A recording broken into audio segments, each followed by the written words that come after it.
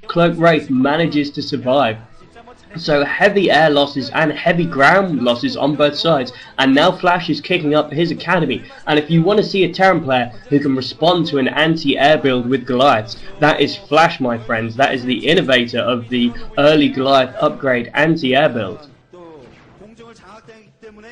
And yeah, definitely, Flash is well known for his Goliath micro, and looks like Fantasy doing a great job here picking off the tanks of Flash, preventing Flash from reinforcing his contain on Fantasy's natural expansion. So this is an intense game here. Looks like Fantasy is going to try to pick up the SCV building the natural expansion of Flash, but he is going to be unable to do so with those turrets in the vicinity. Fantasy is effectively pinned inside of his base in terms of ground units because of those siege tanks at that contained position, but definitely Flash, Fantasy has the air superiority over Flash. Flash dropships are not going to be that effective considering that Fantasy has a bunch of Cloak Wraith everywhere on the map, so those dropships are not going to be that effective. It looks like Flash is going to lose his starport here. This is going to be huge. Flash will not be able to build any dropships going into the mid game, and he is going to be delayed in terms of upgrades, which are so important.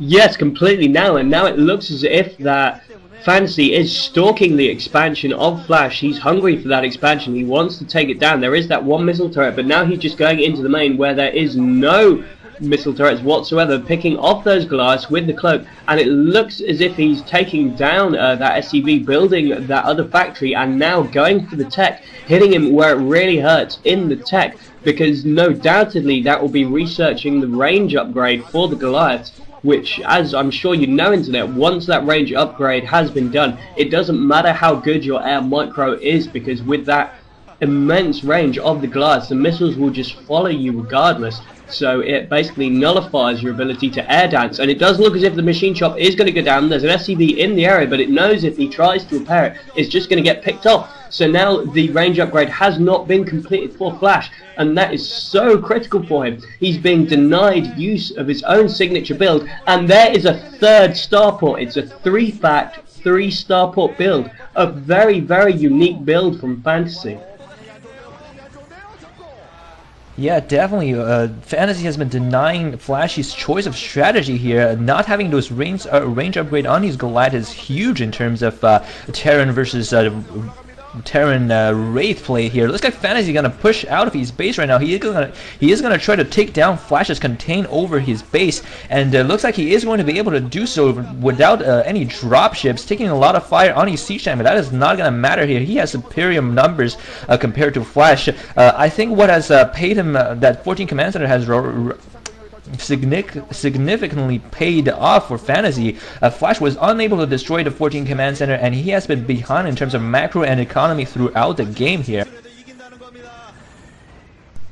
That is right, it's very crucial, and because of this force of Cloak Wraiths coming up, Fantasy's also, although he's not been able to yet, he's been keeping a constant wary eye on this natural expansion of Flash, which has been functioning for just much less time than Fantasy's, and no doubtedly he does have some interesting plans for taking down that expansion. I love that just lone control tower left there, acting as sort of half as a spotter, and now we see some good siege on siege action coming in. Wraiths there to spot. No scans in the area, no detection in the area, just all getting picked off by those Cloak Wraith force.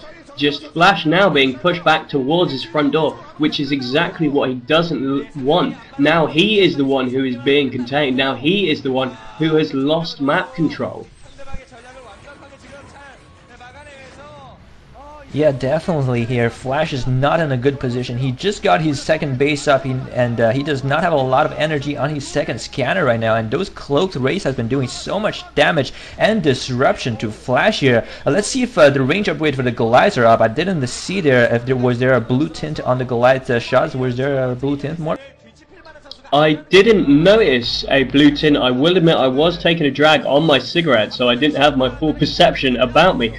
But it looks as if we have a nice little force of troops here with a dropship there, so it looks like we're going to see an elevator up, and then once the ground forces manage to take down that that missile turret and maybe even the comsat as well, then that Cloak Wraith force, which is just lurking there, will be able to push in and just absolutely romp over this. Flash forced lift off his command center there, and so the expansion is shut down. He's back on one base economy, which is just really not good for him now, trying to push in with those siege tanks but just taking too long on the mobility. Fantasy does not have to push him whatsoever. He can just be completely comfortable leaving them there, knowing that for every minute there's there, Flash is not mining. Now finally we see the SCVs coming in, and now it's Flash who's having to sacrifice his SCVs to save his base, to save his economy. This is not where you want to see for Flash.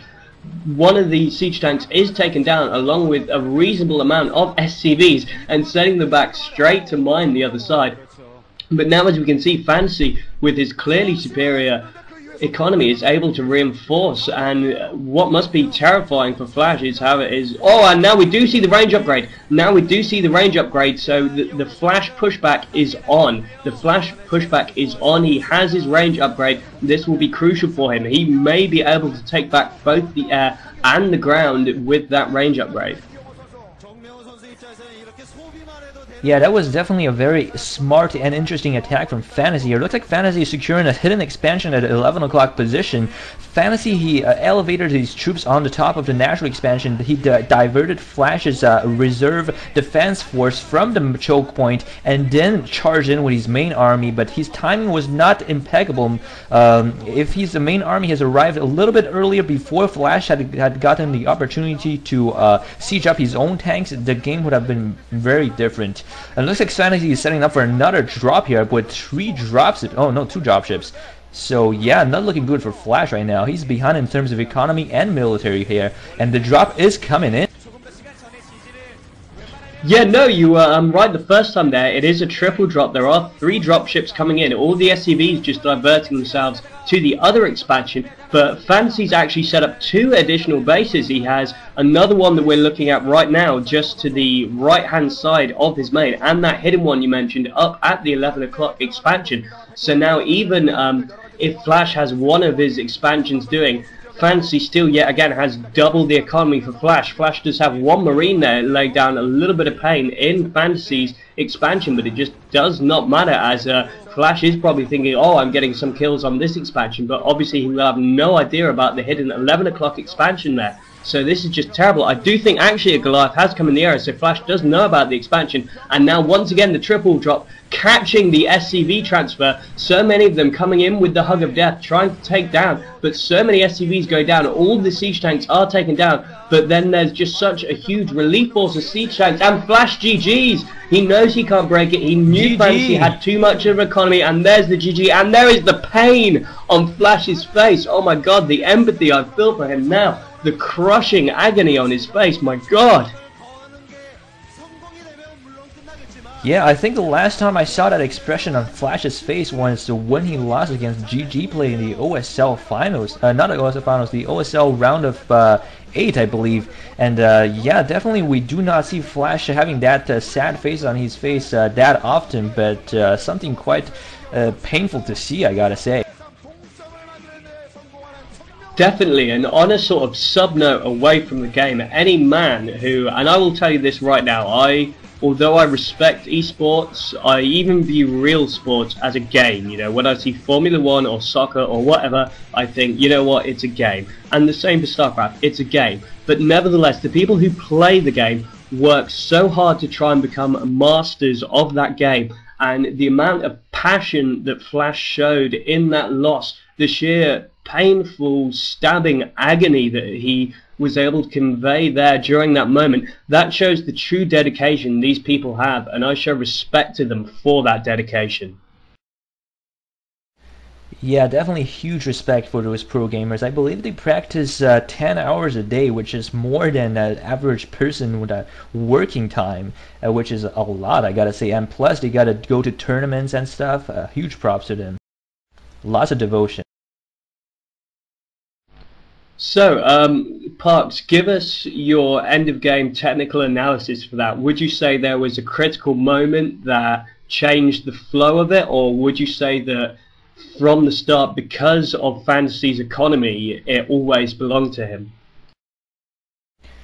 Well, one thing that Flash was supposed to do after that 14 command center was to deal enough damage and then catch up with Fantasy, but he did not to do that. He continued with the pressure but failed to take down the expansion, and from that moment on, every single minute made Fantasy stronger than him, because he had those 2 bases and those 2 command centers pumping SCVs and mining for longer than Flash. Okay, well, this has been not only a pleasure, but a treat as well, and it is always a pleasure and never a chore to cast with you, Parcx, my friend. It has been a wonderful experience, and thank you most of all to you, Internet, for watching. Much love, and good night. GG, everybody.